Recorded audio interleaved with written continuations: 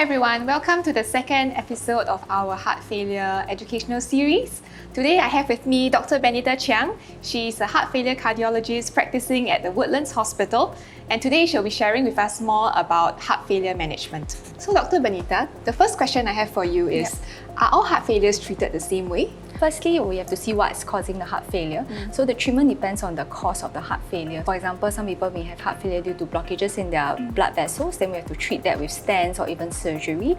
Or they may have structural problems like valvular problems, so those can be treated with intervention or surgery as well. We also see what is the ejection fraction of the patient. So they can be broadly classified into those with reduced ejection fraction or preserved ejection fraction. And based on what they have, there's also different medications for this group of patients. What I've realized is that my patients with heart failure are on so many medications. They have a long list of these drugs.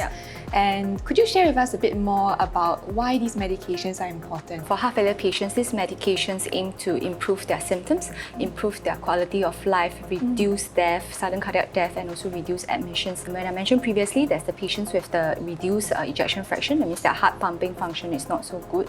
There are 4 pillars that we call for this group of patients: the beta blockers, the MRAs, ARNIs, and the SGLT2 inhibitors. I've heard people say that pacemakers are useful for the heart as well. How do pacemakers help in heart failure? So for heart failure, the pacemaker only helps a certain group of people. So let's say if they have dysynchronous contraction for the heartbeat, then they will benefit for the pacemakers.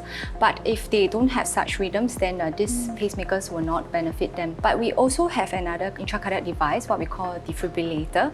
These are not so much as to help symptoms or anything, but it's like an insurance. So these patients with a reduced ejection fraction, they tend to have high risk of sudden cardiac death due to malignant rhythms. So these devices serve as an insurance for them. So when this happens, they provide them a shock to have time to go to the hospital to get proper treatment. What about things in the patient's day-to-day life that they can do to help manage their heart failure? So there are many things that they can do. So firstly, of course, always lead a healthy lifestyle, focusing on their diet, exercising. So there are many cardiac rehabilitation programs available both in the hospital or even with the Heart Foundation. So these can also help to improve their symptoms. Of course, if they are smoking, cessation of smoking, cessation of alcohol will also be helpful. Also, there are some tips that they can do at home, so like monitoring their blood pressure, their weight, so as to help with their titration of medicines, can also help with their day-to-day control of their heart failure symptoms. One thing my patients always talk about is that they've been restricted to drink maybe less than 1 liter of water a day, and they find it really hard to follow those rules, especially in the summer months when it's really hot and then they are only allowed to drink just a few cups of water a day. How would you advise these patients?